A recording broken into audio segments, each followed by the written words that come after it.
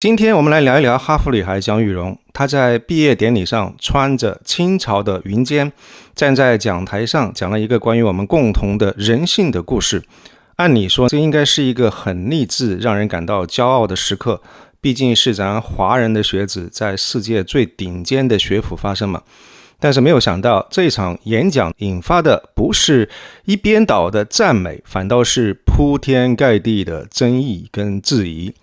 为什么本来应该是这个女生人生高光时刻的这个毕业的演讲，最后却演变成了全民参与的一个背景审查跟集体的批判呢？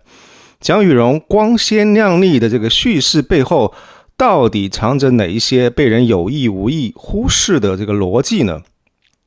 应该客观的讲，从内容跟演讲技巧上来看，无论是墙内或者是墙外的标准，蒋雨蓉的这个演讲并不算出彩，也远远谈不上优秀。如果只是一个没有什么真情实感、空洞乏味的蹩脚的演讲的话，我想还不至于招来如此滔天的非议。按照蒋小姐自己的说法，她出身普通家庭，父母早年离异，跟着妈妈颠沛流离。初中的时候，在青岛上一所不太好的学校，遭遇了严重的校园霸凌，还被同学扒光了衣服来羞辱。但是他个人靠自己的努力考上了青岛的好高中，去了英国留学，本科先在华威大学，之后转学到美国的杜克大学。申请哈佛的时候，推荐信主要是来自于杜克的导师跟他在瑞士信贷工作的组长。因为凑不够学费，还被迫推迟了1年才能够入学。这个听起来就是一个非常标准的励志的故事，但是很快就被网友们这种侦探精神给扒了一个底朝天，质疑声四起。第一个爆点是他爸爸的身份，他爸是中国生物多样性保护与绿色发展基金会的执行主任。蒋爸爸还曾经公开感谢过绿发会跟秘书长给他的女儿写推荐信，这个就有一点尴尬了。一边说是没有靠自己的家庭，但是一边又有非常官方背景的这个 NGO 来高调的给他过去的经历背书，如此强烈的反差，就让这个励志故事的光环一下子褪色了。紧接着呢，网友们又开始帮他算账，从英国的这个私立高中到华威、杜克，再到哈佛，这一路走过来，学费跟生活费加起来就是一个天文数字。真的是普通的家庭靠自己打工几年能够负担得起的吗？时间线上也有一点，蒋雨蓉今年25岁，哈佛硕士毕业，之前呢还在瑞士信贷工作快4年。那么如果这样反推回去的话，他的本科毕业的时候岂不是才只有18、19岁？还有那个被扒光衣服霸凌的情节，到底是真的发生过，还是只是为了申请学校做的艺术加工？因为根据他的这些说法，实际上有很多疑点都是对不上的。那所有这些质疑的点，让最初那个在人家心目当中的非常励志的中国的哈佛女孩，这个形象瞬间变成了一个大大的问号。其实在中国，靠自己的家庭背景跟关系的网络获得一些优质的教育资源跟特殊的待遇，坦白讲，这种现象在国内挺常见的。比如说刚刚过去的协和医院4+4的项目跟董习莹的这个事件，网友们的愤怒跟质疑是因为大家都很在乎教育公平，非常讨厌这种运用特权来谋私利的行为。但是我们的蒋小姐她更进一步，她在国内得了好处，还要在国外来卖惨。她实际上是在特权故事上加了一层个人奋斗、克服原生家庭不幸的一个西方流行的叙事，墙内墙外要两边通吃。不过很可惜，就是国内的质疑是直接戳破了这种用叙事包装的虚伪。蒋雨蓉对于国内的恶评跟国外的赞誉显然是非常不适应，也非常不能够理解，为什么他自己认为的这个励志故事在西方大受欢迎，但是却在故土水土不服？这个仅仅只是文化差异，还是说他的故事模板正好踩中了西方社会的某一些潜规则呢？蒋雨蓉事件之所以能够引爆舆论，除了特权的争议，更深层次的原因在于它的公众形象跟叙事的方式和近年来西方社会一个非常明显的趋势是高度吻合的，就是亚裔的女性面孔在左翼运动当中的一个高调亮相。我们不得不思考，以哈佛为代表的这个西方体制内，为什么总喜欢把亚裔女性推到左翼先锋的位置？想要搞清楚这个现象，我们先要搞明白什么是左翼，什么是先锋，这两个词在当下西方语境里面到底意味着什么。那现在的西方左翼这个关注点已经从传统的经济议题，比如说为工人争取权益、福利保障、反垄断，转向了文化议题跟身份政治，在某种程度上变成了一场关于我们是谁的一个部落认同大赛。这个跟我们理解当中的经典左派其实已经非常不一样了。而先锋这个字指的是那些在推动特定的左翼意识形态跟社会运动方面特别有影响力、特别能露脸的人，他们的先锋地位往往是由一些大学、媒体、NGO 这些平台给的。所以如果我们把亚裔女性跟左翼先锋这两个词并排放在一块儿的时候，你就会发现一个很普遍的现象，就是这个特定身份标签的群体在媒体跟平台的推动下，冲在了某些社会运动跟文化议题的最前沿。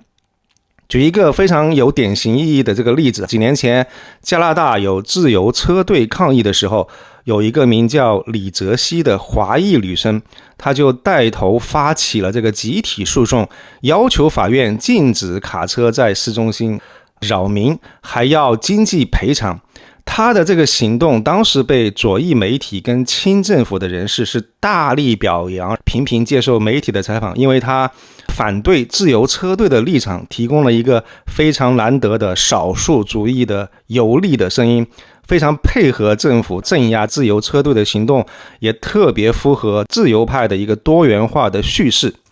我一直还记得在当其时有一个吕大飞还曾经发过一句话，说所有那些支持自由车队的人都会被钉在历史的耻辱柱上。不过很可惜，加拿大的联邦法院没给面子，狠狠地打脸了。大法官实际上是裁定了政府用紧急状态法封禁银行账户等等手段来镇压抗议，是违反了加拿大的宪章权利。李泽熙明显是站在了历史错误的一边。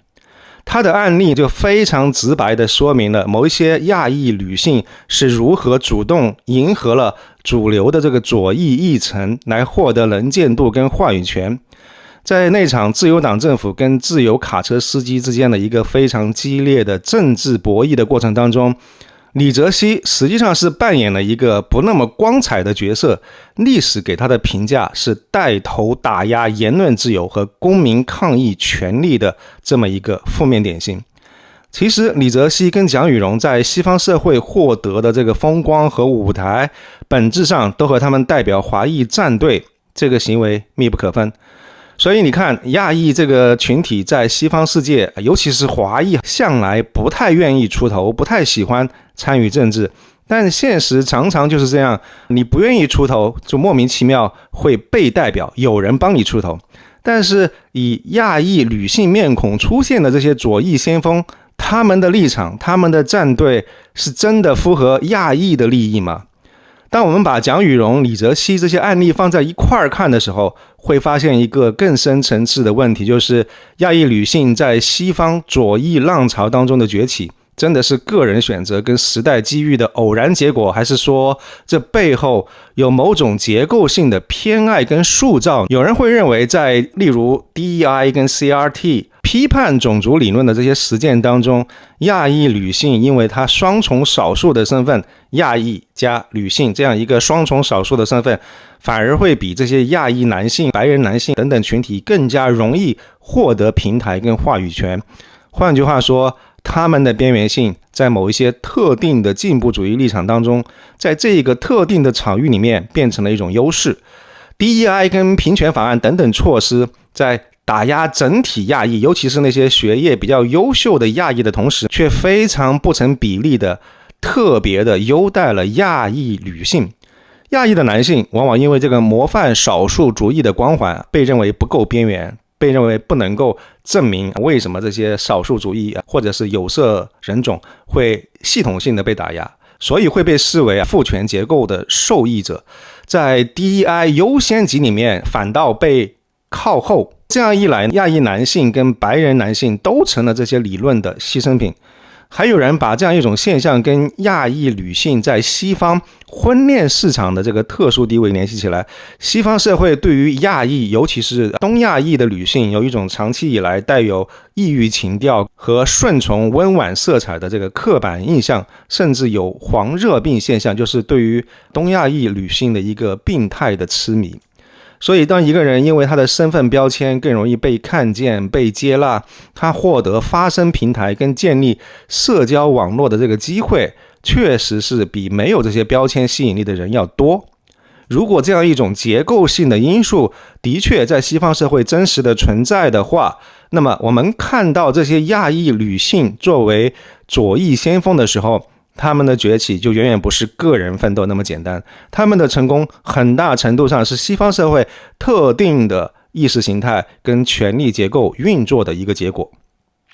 那如果看不清这些社会因素的影响，那就会让蒋小姐产生错觉，觉得是自己能力之外的资本等于零，搞不明白为啥自己在国外如此受欢迎，但是在国内却被骂得那么惨，只会想当然地认为是这些国内的吃瓜群众不文明、不够先进。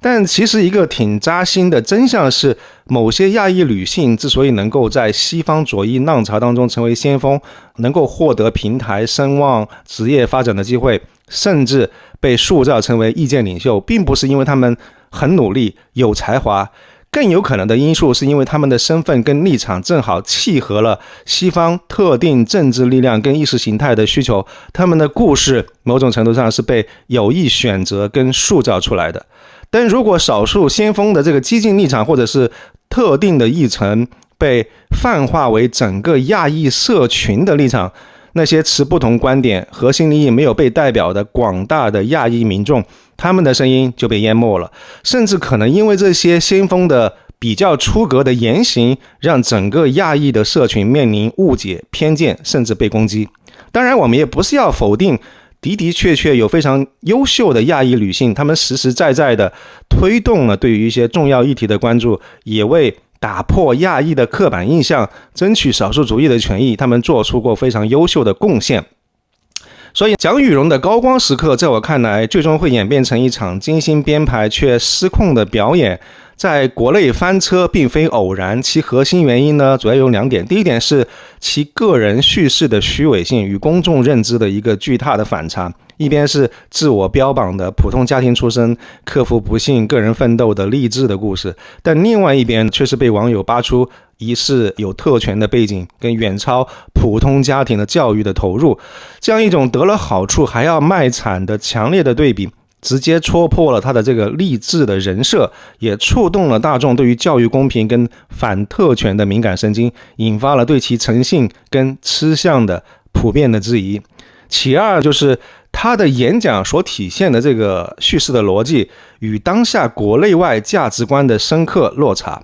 在特朗普跟建制派高校以哈佛大学为代表，这两者矛盾激化的背景底下，蒋雨蓉的演讲，尤其是他那个故事在蒙古搞定洗衣机的这么一个故事，简直就是一个非常标准的 USAID 的这个标准的场景。这个明显是被当作了一种某种程度上的政治工具，用来向特定的政治势力展示哈佛大学的这个国际化跟培养全球领袖的成果。那激进左翼先锋倡导的一些议题，通常都是围绕着身份认同，之前曾经盛嚣尘上的黑名贵 DEI 跟批判种族理论等等，在西方社会引发了巨大争议跟反弹的议题。坦白说，蒋小姐的这个演讲其实相对而言还算温和，虽然也涉及到了身份政治和一些普世价值。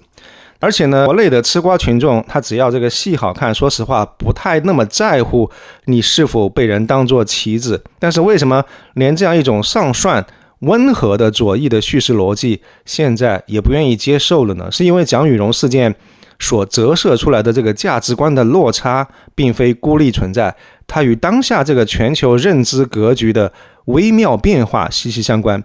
近年来一个非常有趣的现象，我观察到，当一些比如说前一段时间西方的网红博主跟主流的媒体开始慢慢聚焦中国现代化的成就，比如说便捷的高铁、发达的移动支付、日新月异的城市景观，这样一些曾经被西方的主流叙事有意无意的边缘化，甚至被很多人污名化的一些看起来非常浅薄的、不那么深刻的物质进步，但正是这些非常表面的东西，正在通过一些直观的视觉冲击，悄然改变了一部分西方普通民众对于中国的一个刻板印象。他们逐渐开始意识到，中国并非只有专制、落后、人权问题这样一些被反复强调的标签，其实还有一个充满了活力跟机遇的现代化的中国。这样一种认知上的破防，其实恰恰反衬出像蒋宇荣演讲当中所体现出来的那样一种传统的西方精英叙事的逻辑跟角度。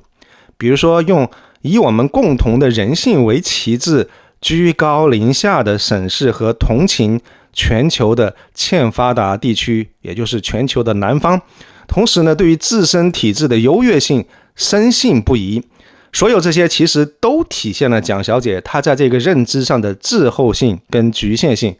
当一部分西方民众已经开始通过更直接的方式重新认识中国的时候，其实中国的民众自然也对这样一种略显陈旧，甚至带有某种优越感的普世价值的这样一种非常乏味的说教感到不适跟反感。他们会问，为什么在我们已经取得巨大的成就，并且在很多方面在引领世界的时候，还要被置于一种被启蒙、被关怀、被说教的一个客体的位置？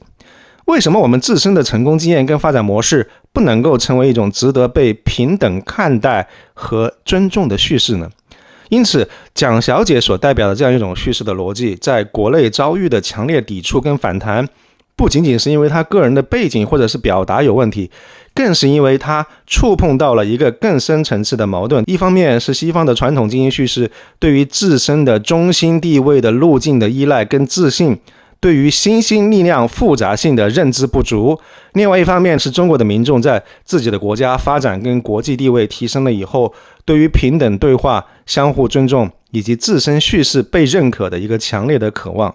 小红书跟这些网红现象所揭示的，正是这样一种传统精英叙事与现实发展之间的一些脱节。当西方民众对于中国的认知开始被更鲜活的，然后更多元的视角所刷新的时候，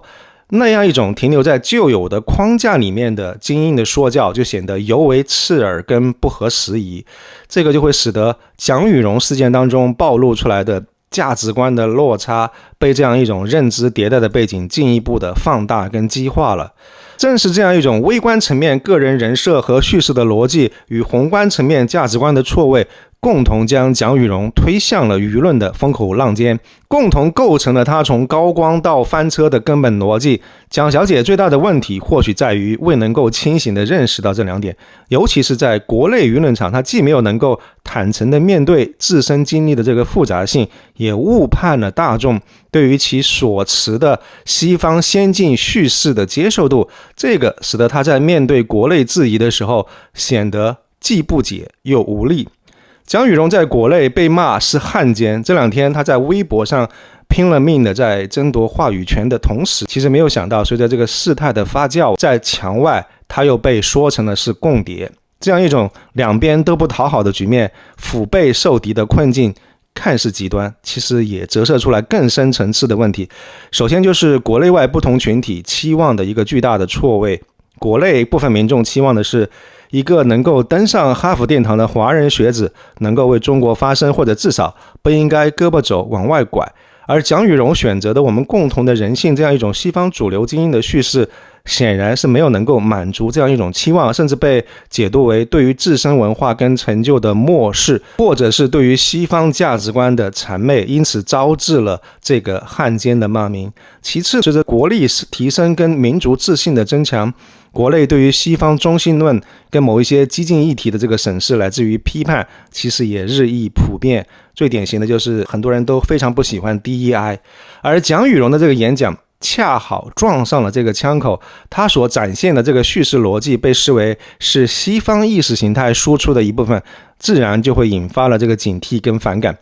最终，其实这样一种国内外价值观的剧烈碰撞，尤其是在美国被认为是相对处于颓势，而中国影响力上升的这个时代背景底下，不仅仅只是网络上的口水战，更有可能是演变成对于整个海外华裔群体的现实的压力跟潜在的威胁。以前美强中弱的年代，亚裔女性的这个身份标签可以成为政治的资源，这个群体的边缘性反而可以被特定的意识形态利用，成为他们的优势。当这个叙事是符合其政治正确的时候，当然是会被左翼捧为先锋。但是亚裔群体被标签化、工具化的一个风险就是，一旦风向逆转，一旦中美关系出现紧张的时候，这样一种工具化的身份又极易反噬，左翼先锋瞬间就有可能会被打上中共代理人或者是间谍的标签。而对于中文世界的观众跟海外华人来说，这个话题其实尤其具有现实的意义。